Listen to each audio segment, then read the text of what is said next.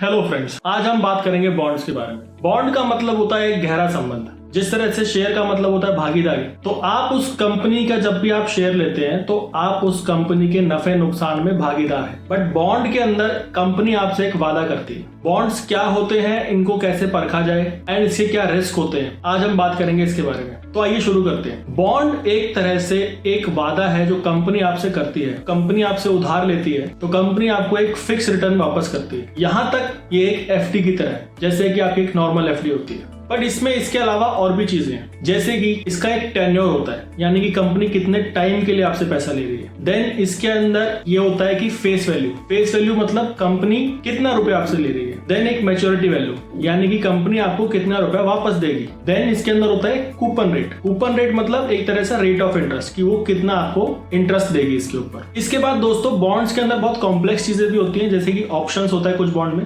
Company या आपके पास अगर कोई अधिकार है तो हम उसको ऑप्शंस बोलते हैं। कुछ बॉन्ड्स कन्वर्टिबल भी होते हैं, यानी कि वो बॉन्ड आप शेयर्स में कन्वर्ट कर सकते हैं। इसके साथ ही दोस्तों कुछ बॉन्ड्स के अंदर जो सबसे इंपॉर्टेंट चीज है वो होती है उसके क्रेडिट रेटिंग। क्रेडिट रेटिंग का मतलब ये होता है कि बॉन्ड जितना ज्यादा सिक्योर होगा, जैसे कि अगर कंपनी ने आपसे कुछ सामान, आपसे पैसा लिया तो उसके बदले उसने कुछ सामान लिया, वो सामान जो होता है वो आपके नाम पे चढ़ जाता है। तो अगर कंपनी मान लो बंद होती है तो वो सामान बेच के आपको आपका पैसा वापस मिल जाता है।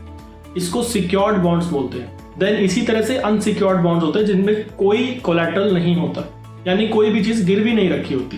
एंड दोस्तों लास्ट में सबसे इंपॉर्टेंट चीज होती है यील्ड टू मैच्योरिटी। यह एक बहुत ही कॉम्प्लेक्स टॉपिक है एंड आप अभी के लिए बस इतना समझिए कि जितना ज्यादा होगा यील्ड टू मैच्योरिटी उतना ही अच्छा है आपके लिए। बट कभी कभी यील्ड टू मैच्योरिटी ज्यादा अगर है तो साथ में जरूरी ये भी हो सकता है कि उस बॉन्ड की क्रेडिट रेटिंग खराब हो, इसलिए वो आपको ज्यादा रिटर्न दे रहा है। अब हम इस पूरे कंसेप्ट को एक छोटे से एग्जांपल के साथ समझते हैं। मानिए एक बॉन्ड है जिसकी फेस वैल्यू है लाख रुपए की एंड उसका कूपन रेट है 12% साल का, एंड वो 5 साल का बॉन्ड है। तो सिंपली आपको इसके ऊपर साल में 12,000 मिलेंगे, यानी कि मंथली आपको 1,000 रुपए मिलेंगे इस बॉन्ड से। ये बॉन्ड अगर मार्केट के अंदर प्राइस्ड है मान लीजिए 90,000 रुपए में, तो आपने 90,000 में खरीदा, ये आपका प्राइस ऑफ द बॉन्ड है। बट अगर आपको ये बॉन्ड 90,000 में मिला तो 5 साल बाद आप इसको 1 लाख रुपए में वापस लेगी कंपनी आपसे। तो इस तरह से आपका जो इफेक्टिव इंटरेस्ट रेट है वो 12% नहीं, वो 12% से ज्यादा हो जाता है। एंड यही एक कॉम्प्लेक्स चीज है जिसको यील्ड टू मैच्योरिटी बोलते हैं। अगर आप इतना समझ चुके हैं तो बॉन्ड्स के अंदर अब आप काफी तरक्की कर चुके हैं। अब मैं आपको बताता हूं कि बॉन्ड्स के फायदे क्या होते हैं। बॉन्ड्स जनरली उनके लिए हैं जैसे जो रिटायर्ड लोग हैं,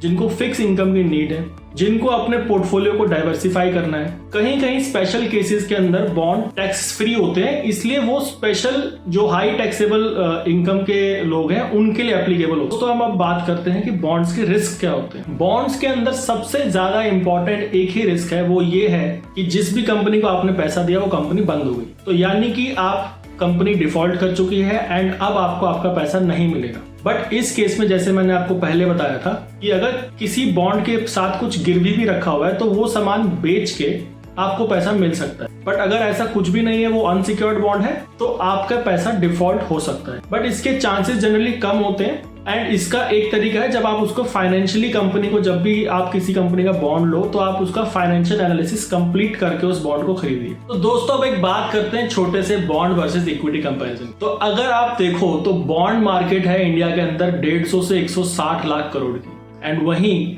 इक्विटी मार्केट है 400 लाख करोड़ की। बट अगर ग्लोबली देखा जाए तो ये चीजें रिवर्स हो जाती हैं। ग्लोबली बॉन्ड मार्केट है 11,000 लाख करोड़ की, इक्विटी मार्केट्स हैं 9,000 लाख करोड़ की। तो क्या फर्क है इसके अंदर? दरअसल बॉन्ड्स एंड इक्विटी, जैसे हमने आपको पहले बताया, इक्विटी के अंदर आप एक कंपनी के भागीदार हो। कंपनी अगर बंद हो जाती है तो आपको मिलेगा कुछ नहीं, नील बटे सन्नाटा। बट वहीं बॉन्ड्स के अंदर अगर आपका एक सिक्योर्ड एसेट है तो वो चीज आपको बेच के मिल सकती है। इसीलिए बॉन्ड्स को जनरली जो लोग रिस्क कम पसंद करते हैं वो लोग ही सेलेक्ट करते हैं। एंड इसी साथ जिन लोगों को घबराहट होती है इक्विटीज के उतार चढ़ाव से, एंड एज के साथ जैसे जैसे प्रोग्रेशन होता जाता है, लोग बाग अपने इक्विटी पोर्टफोलियो को बॉन्ड पोर्टफोलियो में भी लेके जाते हैं। एंड दोस्तों इसके साथ लास्ट के अंदर हम इस चीज को क्लोज करेंगे एक टैक्सेशन वाले कंपैरिजन के साथ। बॉन्ड्स का टैक्सेशन होता है, उनका जो इंटरेस्ट होता है उस वो टैक्स होता है आपकी इनकम की जो आपकी स्लैब है उसके हिसाब से। एंड उसके जो कैपिटल गेन्स होते हैं उनको डिवीजन होता है सिर्फ दो बातों में। अगर वो बॉन्ड एक लिस्टेड बॉन्ड है तो वो LTCG उसका होता है 1 साल के बाद,